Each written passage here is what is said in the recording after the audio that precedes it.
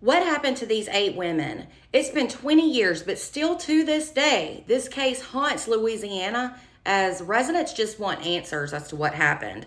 A follower requested that I cover this story, and it is a whole rabbit hole. So on May 20th of 2005, a man by the name of Jerry Jackson was fishing from the bridge over the Grand Marais Canal. And this was on the outskirts of Jennings, Louisiana, when he saw what looked to be the outline of a human body in the water. According to reports, he first thought about the fact that he heard mannequins in the area had been stolen, and so he thought, okay, well, maybe that's a mannequin. However, one thing changed his mind, and that's the fact that mannequins don't attract insects. There were a ton of insects flying around this figure in the water. So he immediately called law enforcement to the bridge he was at, and before long, there were over a dozen of investigators and agents there. A 28-year-old woman by the name of Loretta Lynn Chasion Lewis was pulled from the canal a little while later, her remains. However, Loretta's remains were so decayed that there was no evidence of injury other than some blood up under her scalp. She was reportedly identified through her fingerprints. According to reports, Loretta was an SEX worker, and she was one of 8 known SEX workers whose remains would be found on the outskirts of Jennings, Louisiana, and this was from 2005 to 2009. So the next month in June of 2005, the remains of 30-year-old Ernestine Marie Daniels Patterson were reportedly found in a different canal. This was said to be south of Jennings. Now, 2 men were briefly taken into custody for Ernestine's murder.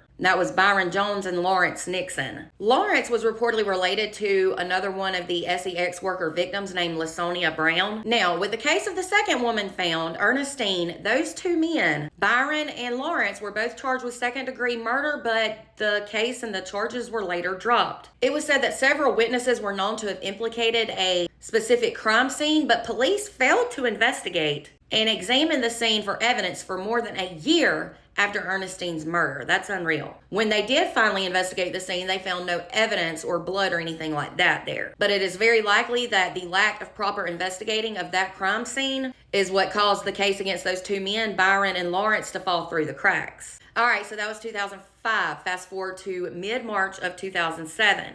That's when 21-year-old Kristen Gary Lopez was also found in a canal outside of Jennings, just like the prior 2 women who were found deceased. Now, a man, 58-year-old Frankie Richard, and his niece, Hannah Connor, were reportedly arrested in relation to Kristen's case, but just like the previous case, those charges were dropped.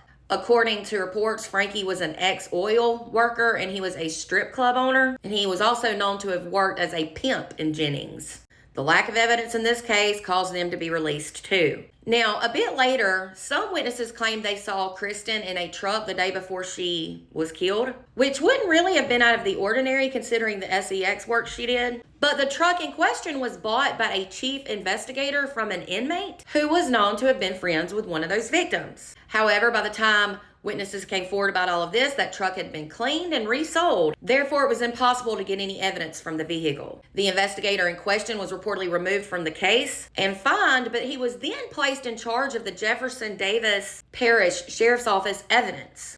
A sergeant by the name of Jesse Ewing became aware of the truck, and that was when 2 inmates told him, it was recorded on tape, what they knew about the truck. The sergeant then sent the tape to the local FBI office, and they then relayed the information to the task force supervisors. However, soon after that, Sergeant Ewing lost his job. Strange. Now, 4 more SEX workers were found deceased either in or around Jennings, Louisiana, between the discovery of Kristen Lopez's remains and the formation of a task force in 2008. These women were all pretty much found with no signs of trauma. 28-year-old Whitney Dubois, 23-year-old Lasonia Muggy Brown, 24-year-old Crystal Shazino, and 17-year-old Brittany Gary. Most of their remains were so decomposed when they were found, and the coroner listed their possible causes of death as asphyxiation. Out of all the victims up to this point, Ernestine and Lasonia were the only ones to have an exact known cause of death, and that was that their throats were slit. Now, all 8 of these victims had some similarities, things in common. They reportedly lived in poverty, they had mental illnesses, and they all had ties to each other and law enforcement. That's because several of them were known to be police informants. In fact, Lasonia was even questioned in 2005 in relation to Ernestine's murder. She also reportedly saw that first victim, Loretta Lewis, floating in the water before the fishermen found her. Kristen Lopez was also interviewed by detectives in 2006, and her mom firmly believes she knew what was going on. Also, the two victims, Kristen and Brittany, were reportedly cousins, and Brittany lived with one of the other victims in South Jennings before her murder in 2008. The victims all reportedly did sex work from the Bedrow Inn, which was a well-known place in Jennings known for DRUGS and SEX trading. Not only did they all work from this hotel, but all the victims except for Ernestine were said to have worked with or been associated with that known pimp named Frankie Richard. So a task force was formed, as I said, in 2008. It was made of local, federal, and state agencies. By this time, 7 of the 8 victims were already found deceased, and there was a reward for $35,000 being offered for any information leading to an arrest. But after the task force was formed, the award went up to $85,000. Once the task force was formed, the focus was then put into the theory of a possible serial killer. But unfortunately, that task force being formed was not enough to stop another death, because there was another one in August of 2009, and that was 26-year-old Nicole Guillory. She was reportedly spotted off I-10 near Acadia Parish. Now, according to reports, investigators had been warned by other SEX workers in 2008, at the end of 2008, that they believed this next victim, Nicole, was possibly in danger of being the next victim to be killed. She was a mother of 4 children who lived with other family members. It was said she had a bad case of paranoia. Before she died, it was said she was really hesitant about going out alone. And witnesses said she was scared of someone and likely knew who killed those other women. She reportedly had the same connections to the other victims, and she had even been seen by Ernestine's dad before she was killed. And in fact, he may have been the last one to see her alive. She was said to have frequently told her family that police were responsible for these murders, but she wouldn't say who out of fear.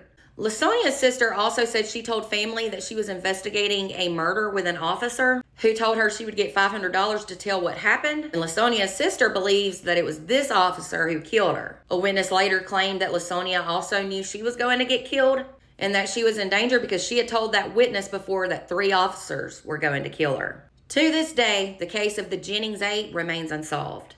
Was there a serial killer in the area at the time? Was this a police cover-up? That's very likely, in my opinion. Did the victims know things they weren't supposed to know? What happened?